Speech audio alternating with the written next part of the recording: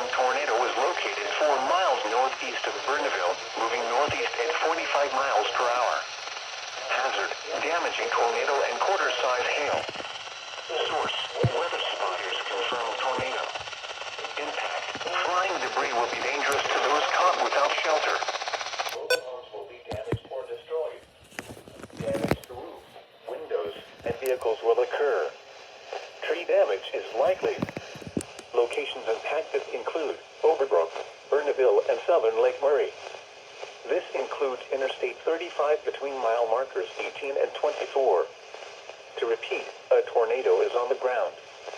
Take cover now. Move to a storm shelter, safe room, or an interior room on the lowest floor of a sturdy building. Avoid windows. If you are outdoors, in a mobile home, or in a vehicle, move to the closest substantial shelter and protect yourself from flying debris.